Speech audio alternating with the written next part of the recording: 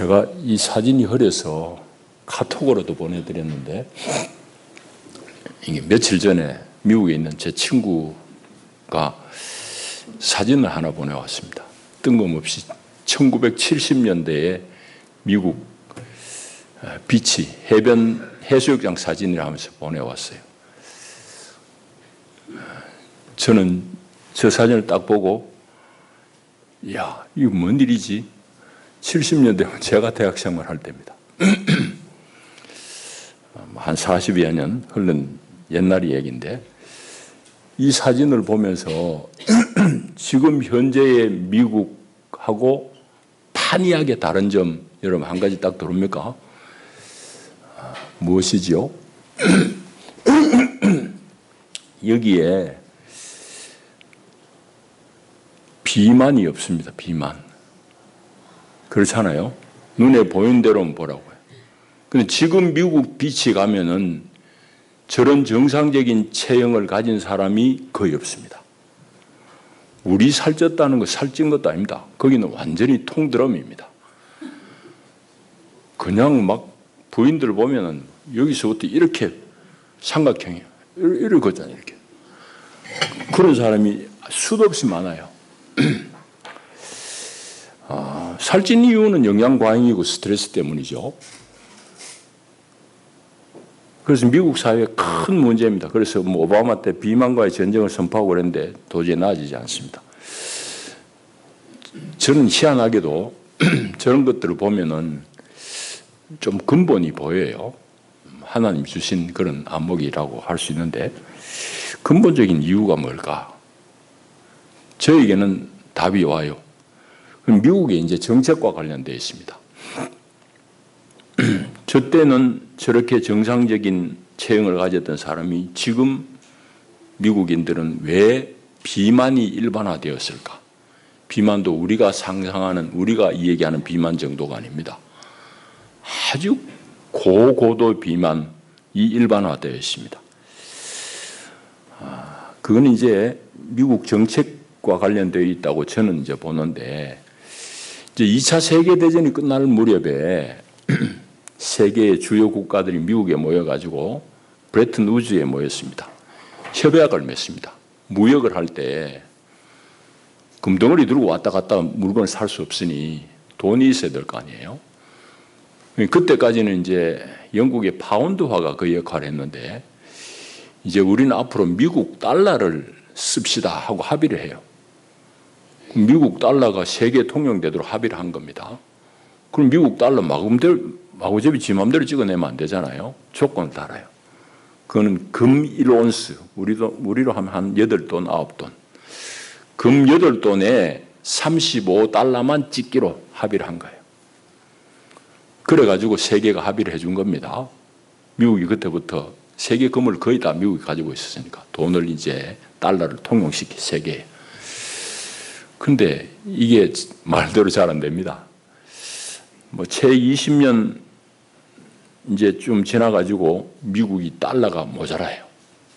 그 중에 결정적인 사건은 베트남 전쟁입니다. 전비가 어마어마하게 들어가는데 자기들이 금 가진 만큼 달러를 찍어가지고 전비 충당이 안 됩니다. 그러니까 달러를 몰래 막 찍어요. 자기들이 가진 금의 보유량보다 달러를 더 많이 찍었다고. 제일 눈치 빨리 채는 게 드골입니다. 프랑스를 위시해가지고 여러 유럽 나라들, 미국 이거 수상한데 돈 막 찍어내는 거 아니야? 이래가지고 달러를 들고 가지고 금 바꿔내라고 그랬습니다.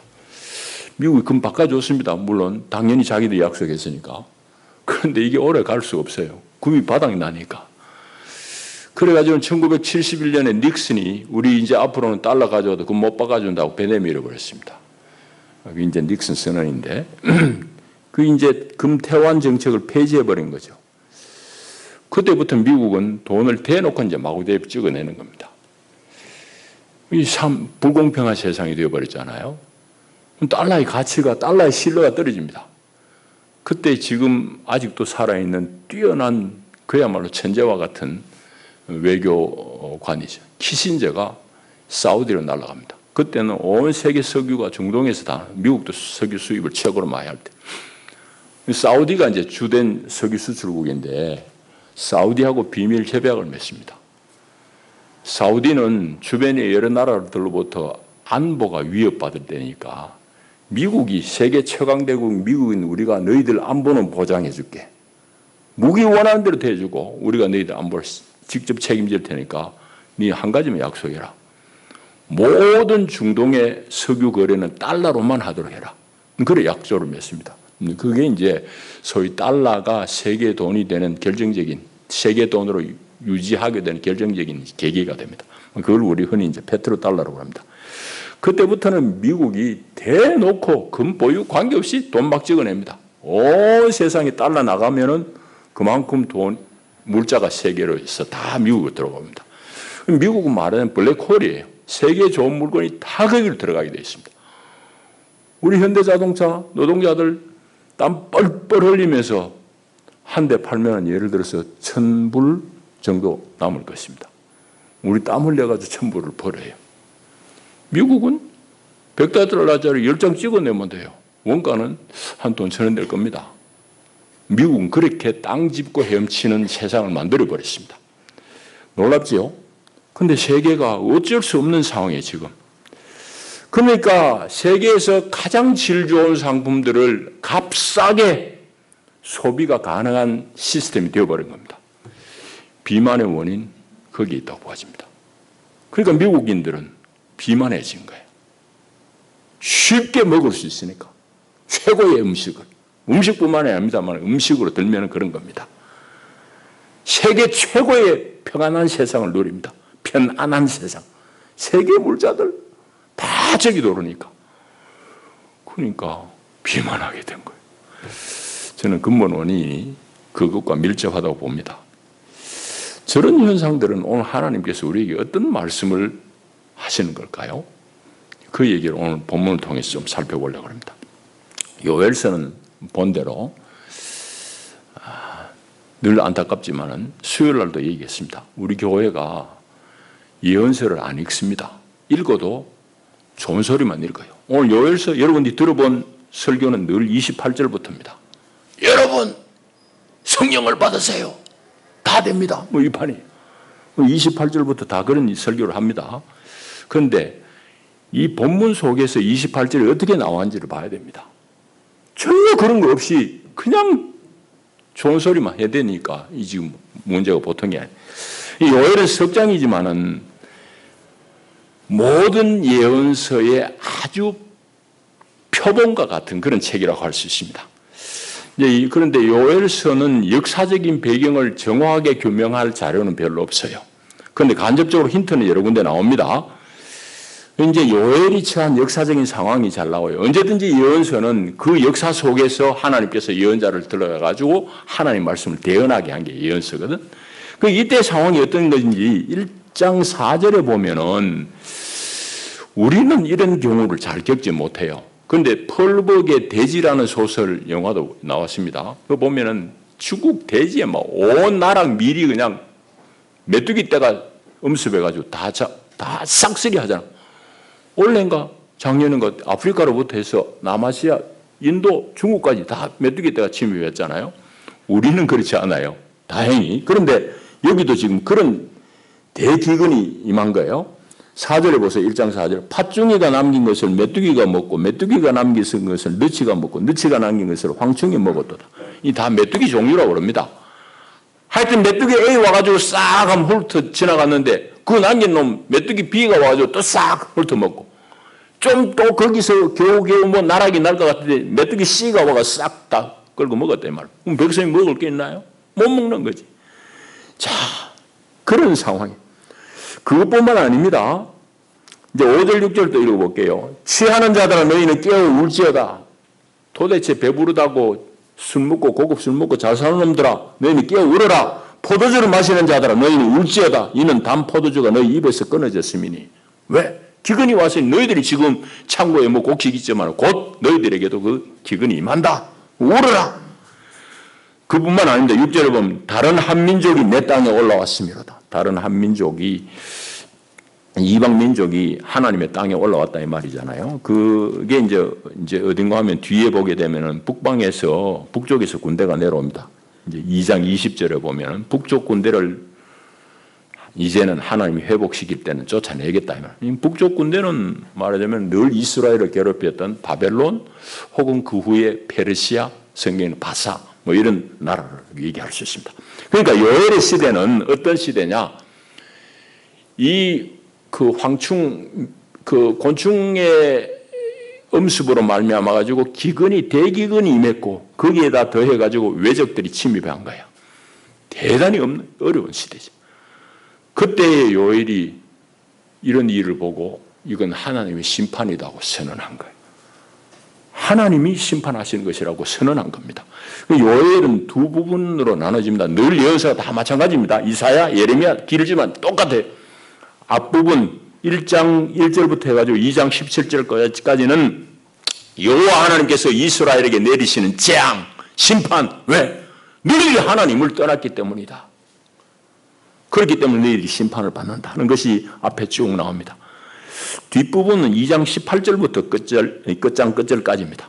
이거는 하나님께서 그 뜻을 돌이키시고 이스라엘이 회개하는 것을 보시고 이제는 야훼의 구원을 선언하는 야훼의 구원을 예고하는 장이 바로 2장 18절부터 끝까지입니다. 오늘 우리가 읽은 본문은 뒤에 하나님께서 회복하시는 때의 예고의 일부분을 읽었습니다. 오늘 본문은 이제 요약하자면 읽은 대로입니다. 27절까지는 하나님께서 이게 전부 그냥 대기근 속에서 백성들이 굶어 죽게 하셨는데 이제는 때를 따라 비를 내리시고 이른 비 늦은 비, 이 지중해성 기후의 이야기입니다. 우리하고는 좀 다르지만은 이른 비라는 것은 가을에 여름이 끝나고 가을에 내리는 비.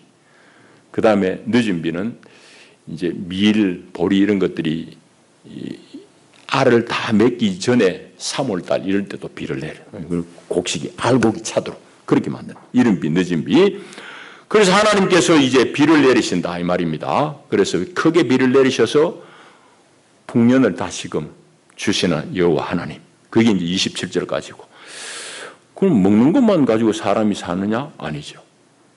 하나님의 영이, 하나님의 신이 필요하니 28절부터는 또 하나님의 영을 부어주시겠다고 말씀하신 약속입니다. 그건 이제 제가 얘기했잖아요. 요엘서 설교 안 하지만 했다 하면 그 부분만 이제 설교하니까 이제 문제입니다. 자, 그게 또 내용을 좀 더 살펴볼 테고. 그 다음에 이제 마지막 31절, 32절은 하나님께서 이 전 지구적인, 전 우주적인 차원에서 하나님이 심판하시는 그 크고 두려운 야훼의 날, 여호와의 날에 구원을 얻을 자가 누구인지에 대해서 말씀하는 것이 오늘 이 본문 내용입니다. 자, 그러면은 이제 우리가 대략적인 얘기를 했고, 오늘 본문을 이제 좀 살펴보십시다. 오늘 우리가 읽은 건 방금 얘기했듯이 하나님께서 이제 심판을 하셨다가 이 백성들을 되돌이키는, 회복시키시는 그런 예언의 말씀인데, 이거는 대전제가 있습니다. 뭔가 하면은 하나님이 심판하신 이 대환란 중에서 진실한 회개가 있을 때에 하나님께서 이런 회복을 주시겠다고 말씀하는 거예요. 그거 안 읽고 뒤에만 읽어가지고 말해대면 그건 전부 우리는 잘못 알아듣기 쉽게 되어 있습니다. 여러분 2장 12절 한번 보세요. 오늘 본문 아니지만 요엘을 우리 전체를 가늠하기 위해서입니다. 그래서 백성들이 하나님을 떠나고 바알을 섬기고 엉터리 짓을 하니 하나님께서 하시는 말씀이 2장 12절 여호와의 말씀에 너희는 이제라도 금식하고 울며 애통하고 마음을 다하여 내게로 돌아오라 하셨나니 너희는 옷을 찢지 말고 회개할 때는 이스라엘은 옷 찢고 막 제덮어 쓰거든. 옷만 찢지 말고 마음을 찢어라. 너희 하나님 야훼께로 돌아올지어다. 그는 은혜로우시며 자비로우시며 노하기를 더디하시며 인애가 크시사 뜻을 돌이켜 재앙을 내리지 아니하시나니 주께서 혹시 마음과 뜻을 돌이키시고 그 뒤에 복을 내리사 너희 하나님 야훼께 소제와 전제를 드리게 하지 아니하실는지 누가 알겠느냐 하면서 회개하라고 계속 외칩니다. 그래서 회개할 18절로 건너가면은 2장 18절에 그때에 회개하고 하나님께로 돌이킬 그때에 야훼께서 자기의 땅을 극진히 사랑하시어 그의 백성을 불쌍히 여길 것이다. 그때 응답하셔서 너에게 이제 곡식을 주시고 때를 따라 비를 주시고 북쪽에서 내려오는 적군을 물리치고 20절이 그 말이에요. 2장 20절. 내가 북쪽 군대를 너에게서 멀리 떠나게 하여 이제 북쪽 군대에 의해 가지고 나라가 다 고초를 겪고 멸망까지 당했는데 이제는 그 군대를 쫓아내겠다. 그리고 이 땅을 회복하겠다. 그런 말씀이 오늘 본문의 내용이에요. 그러니까 이 회복의 예언이라는 것은 전제가 있습니다. 하나님의 심판 중에 회개가 있을 때에 이 말입니다. 회개가 먼저죠. 회개가. 그걸 우리가 꼭 아셔야 되는 거예요. 예언서가 늘 그런데 우리가 그래 읽지 않으니 문제다 이 말입니다. 그래서 하나님께서 회복하시는 것은 이 세 방면으로 우리가 읽어낼 수 있습니다. 오늘 본문이 첫째는 비를 내리시는 야훼 하나님. 이 23절부터 26절까지입니다. 비를 내려가지고 다시금 풍성한 주수를 가져오겠다 이 말입니다. 그렇기 때문에 너희들은 야훼 하나님으로 인하여 기뻐하며 즐거워하라. 그런 말씀이에요. 이제 그게 쭉 23절부터 이어지는 말씀입니다. 27절에 보시면 그런즉 내가 이스라엘 가운데 있어 너희 하나님 여호와가 되고 다른 이가 없는 줄을 너희가 알 것이라. 다른 신 없다. 다른 이 없다. 너희들 나한테 돌아오라. 이제 이런 말씀을 하시는 거예요. 여러분, 이제 하나님 앞에 이렇게 심판을 받는 이유는 한 가지 이유예요. 하나님을 떠나서 바알을 섬겼기 때문입니다. 근데 하나님은 출애굽할 때부터 모세를 통해 가지고 신신당부한 것이 나 외에 다른 신을 섬기지 마라. 특별히 바알을 경계했어요. 그런데 이 백성들 역사 속에서 보면 결국 바알에게 무릎 꿇습니다.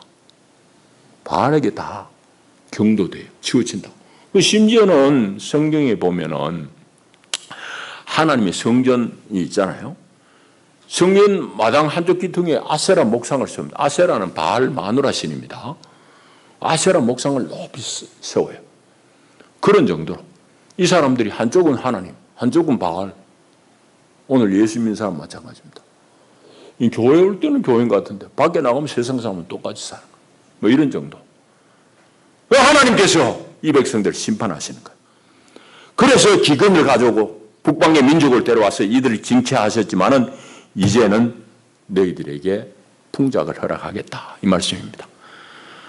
이제 이 사람들이 왜 그러면 바알 신앙을 이렇게 못 버리고 거기에 자꾸 치우쳤냐? 바알 신앙은 바로 풍요를 약속하기 때문입니다. 농사와 밀접하게 관계되어 있기 때문입니다. 그 얘기 길게 할 수는 없지만은 이스라엘은 애굽에서 출애굽해가 40년 광야 생활하다가 가나안에 정착했어요. 본래 그들 조상은 목축하던 사람들입니다. 이제는 농사를 해야 돼. 서울 살다가 대구 살다가 거창에 귀농한 사람이 누구 말 들어야 돼요. 옆집에 할매 얘기 들어봐야지.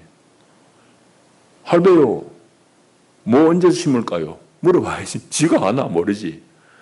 이스라엘이 말하자면 그런 겁니다. 바알 신앙이라는 그 신앙 안에는 그들의 문화가 다 잠겨 있고 또 언제 어떻게 해야지 농사가 잘 되는 거 다 거기 있는 거예요. 그러니까 이 사람들이 하나님께서는 다른 신 섬기지 말라고 하는데 자꾸 바알 쪽으로 경도된 이유가 바로 거기 있습니다. 오늘 교회가 자빠지는 이유 여기에 분명하지 못했습니다. 하나님도 믿고 세상의 가치도 따르고 그러려고 합니다. 꽁도 먹고 알도 먹으려는 얘기지. 그럼 그건 가능하지 않습니다. 그래서 농사를 잘 되게 하는 그들의 문화에 자꾸 경도되다 보니까 바알을 결국은 못 버린 겁니다.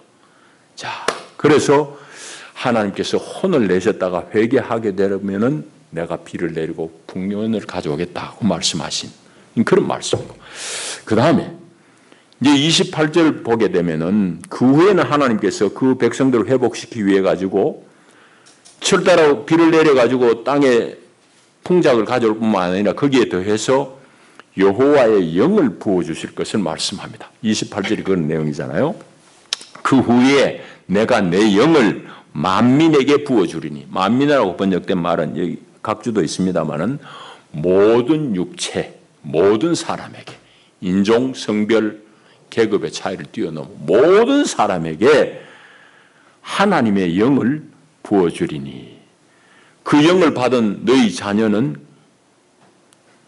장래의 일을 말할 것이며, 이 번역이 고약합니다. 장래의 일을 말할 것이며, 영어로는 prophesy 혹은 명사는 prophecy, 예언할 것이며 이 말입니다. 예언. 예언이란 게 한 달 뒤에 뭐 된다, 내년에 뭐 된다, 이 말이 아닙니다. 예언의 핵심적인 내용은 하나님의 말씀을 대언하는 걸 말합니다. 대신해서 말하는 거. 제가 지금 하는 이 행위도 예언입니다. 하나님의 말씀을 전하니 이거 예언이에요.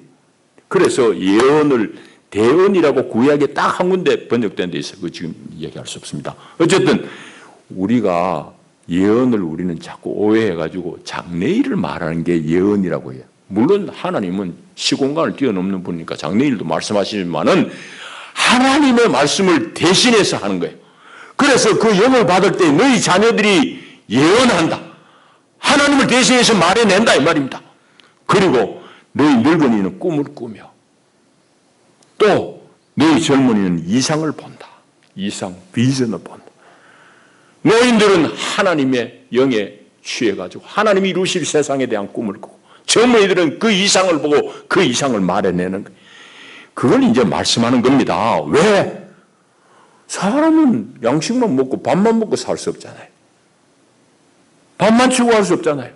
그래서 아모스서에도 그렇게 말씀하십니다. 내가 기근을 땅에 보내리니 양식이 없어 주림이 아니며, 아모스 시대는 양식이 없어 주린 게 아니고 물이 없어서 가람이 아니여 야훼의 말씀을 듣지 못한 기갈이라. 하나님의 말씀이 없으니 기갈이. 하나님께서 그렇게 심판하시겠다는 말씀. 오늘 제가 보기엔 대한민국, 특별히 교회 꼭 마찬가지입니다. 하나님 말씀이 없습니다. 그러니까 우리 기근 속에 있는 이제 하나님의 영, 야훼의 영을 부어주셔서 하나님의 마음을 얻고 하나님의 마음으로 세상을 향해서 말을 해내는 것. 이런 시대를 주님께서 가져오겠다는 말씀입니다. 그래서 그 영의 충만함을 입은 사람들은 꿈을 꾸기도 하고 비전을 보기도 하고 예언을 하기도 하고 하나님 대신해서 말한다 이 말이에요.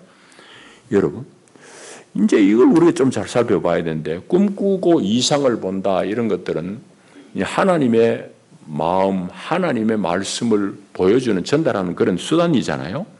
그런데 이전에는 이런 게 특별한 사람들에게만 임했어요.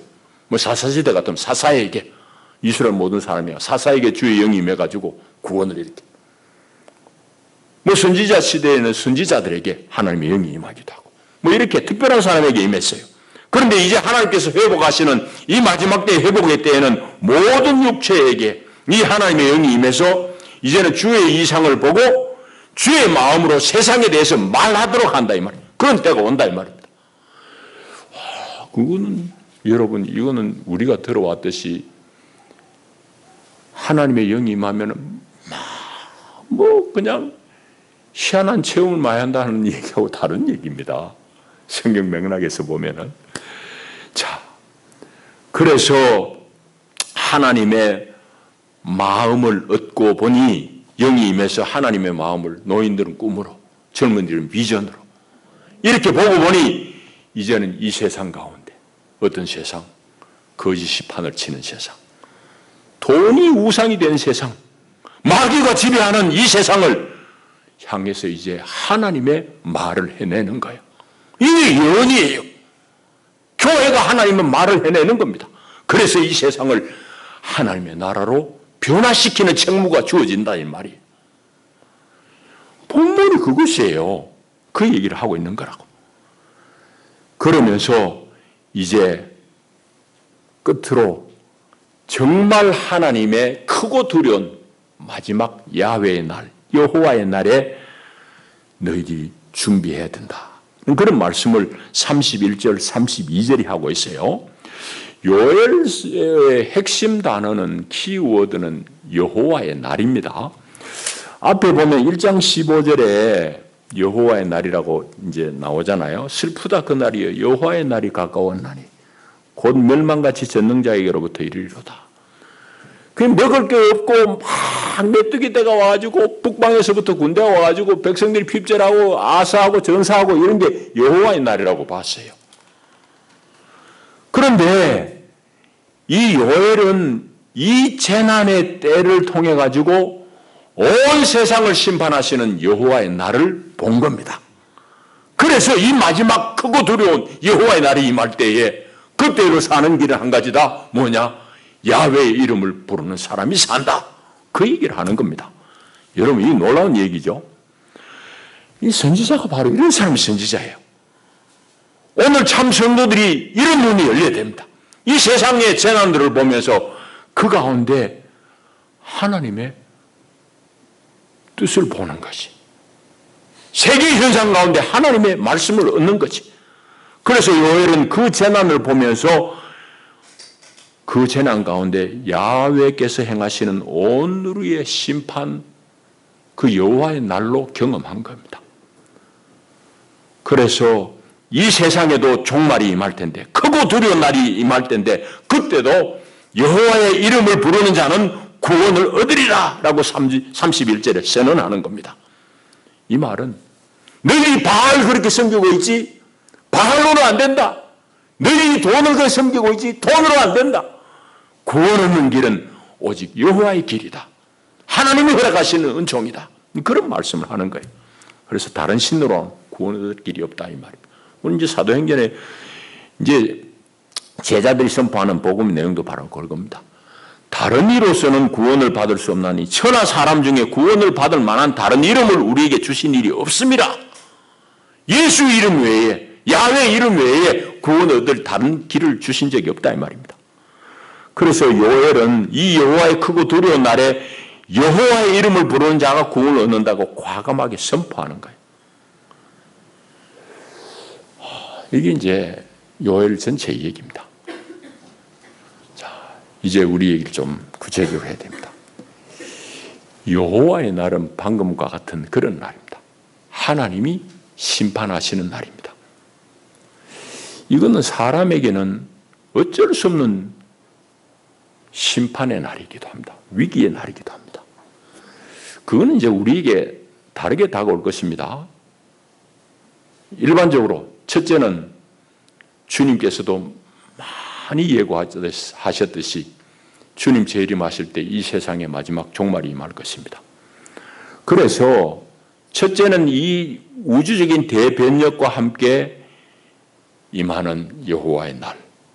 이제 그렇게 이제 생각할 수도 있고, 또 한편으로는 개인적인 죽음, 우리가 죽음을 피할 사람 아무도 없잖아요. 세상에 죽음을 피할 사람이 아무도 없습니다. 그래서 개인적으로 죽음의 순간이 바로 여호와의 날이기도 합니다. 뭐 이런 부분에 대해서는 여러분들이 느끼는 마음들, 실감의 정도는 젊은이들하고 늙은이들하고 다릅니다. 또 건강한 사람하고 병 들어가지고 저기 천국 입구에 갔다 온 사람하고 또 다를 것입니다. 다 다르지만은 그러나 사람은 분명한 것은 죽음을 피할 수 있는 사람 아무도 없습니다. 다시 말하자면 우리 개인의 종말을 피할 사람 아무도 없습니다. 자, 그러니 오늘 우리에게 요엘이 제시하는 이 눈이 열려야 됩니다.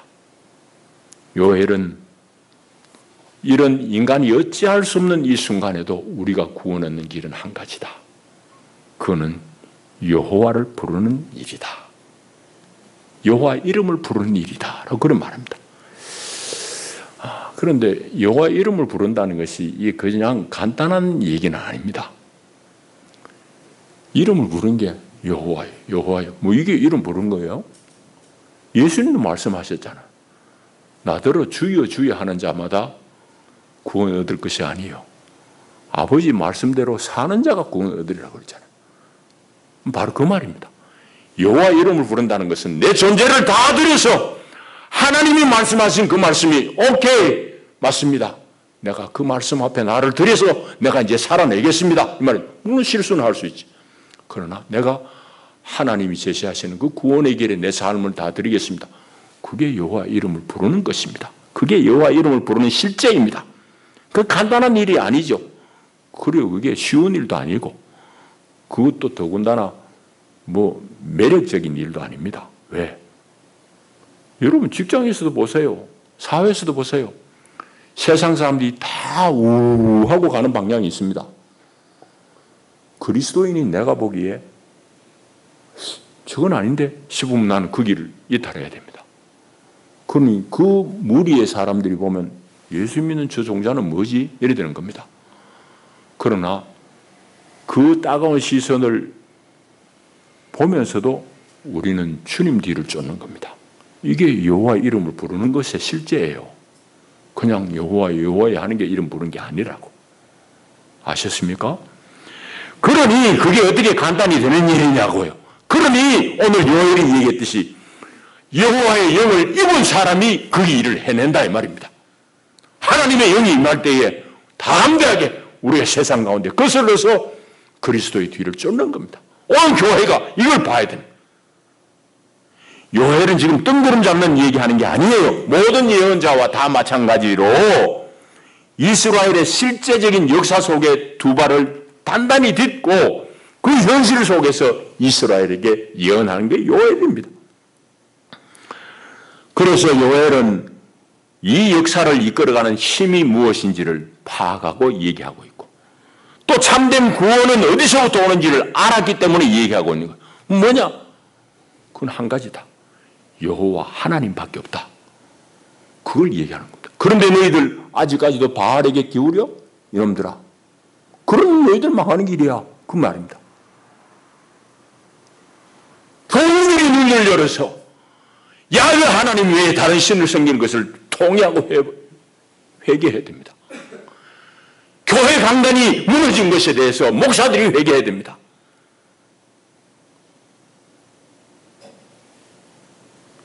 예수라는 이름만 팔아가지고 세상 사람들이 원하는 거 다 있다고 뻥을 쳤습니다.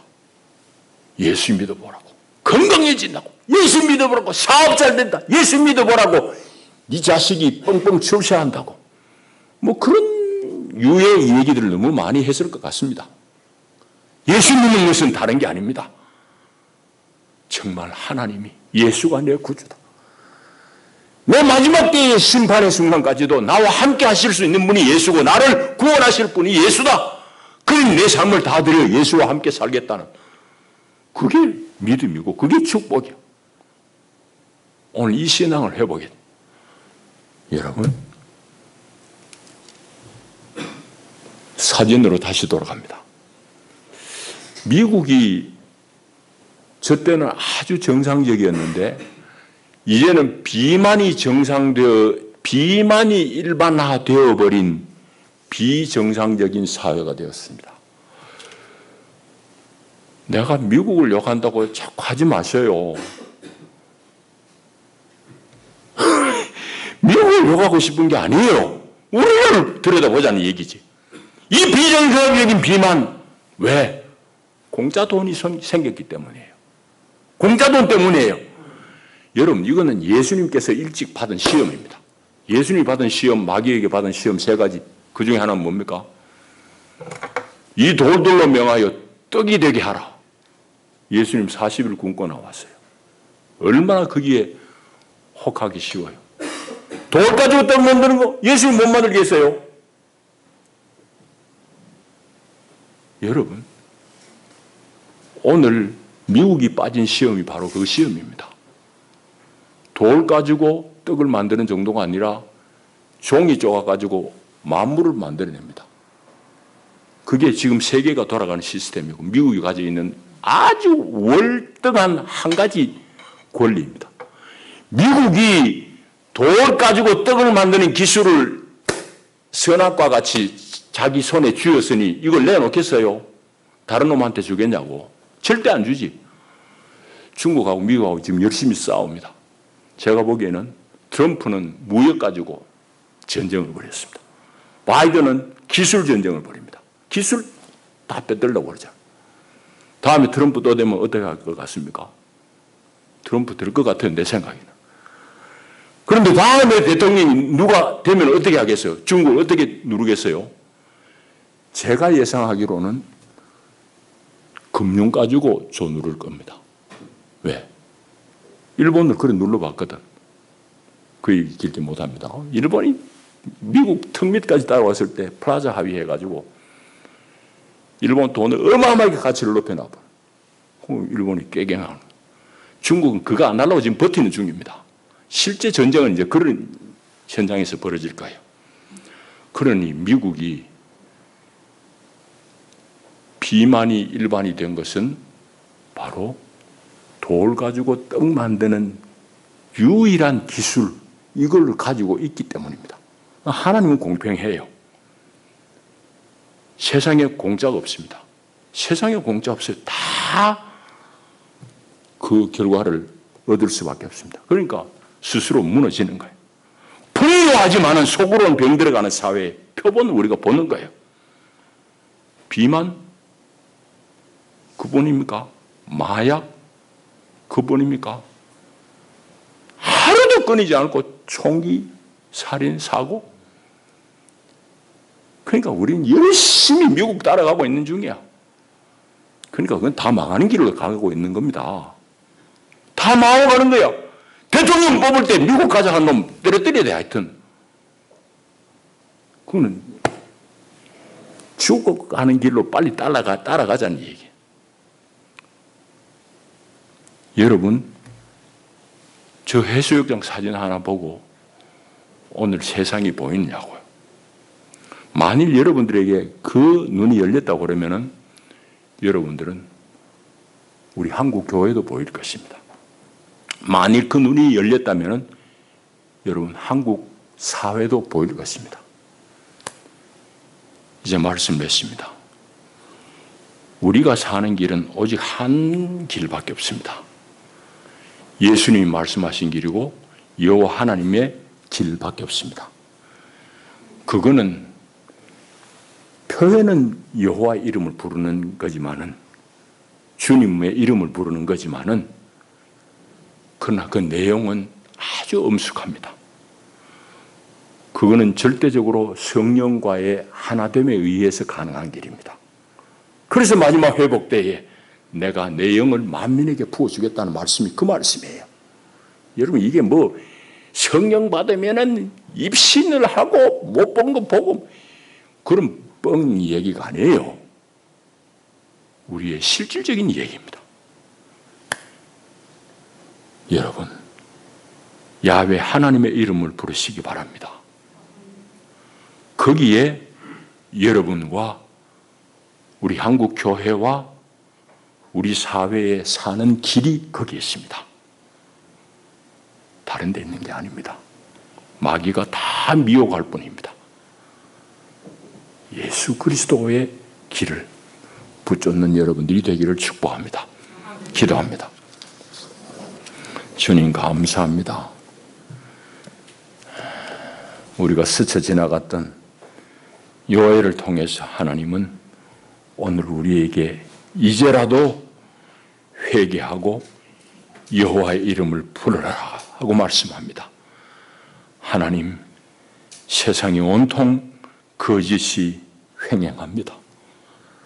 정의롭지 못한 자들이 공정을 얘기하고 불의한 자들이 정의를 얘기합니다. 하나님, 교회가 그런 세상에 다 동조하기 때문입니다. 이제라도 여호와의 이름을 부르며 주님의 뒤를 붙잡게 하여 주시고 아버지 하나님, 우리가 하나님께서 이루실 이 새로운 세상의 비전을 보고 꿈을 꾸며 하나님의 마음으로 세상을 향해 말해내게 하시고 살아내게 하옵소서. 그 길 외에 다른 길이 없습니다. 공짜 없습니다. 공짜로 먹는 나라 절여되는 것 다 봅니다. 그래도 우리는 여전히 다 미국 따라가자고 열심히 주구장창 외칩니다. 다 죽는 길입니다. 사는 길은 예수 길밖에 없습니다. 하나님 말씀밖에 없습니다. 말씀에 돌아오게 하옵소서. 예수님 이름으로 기도하옵나이다. 아멘.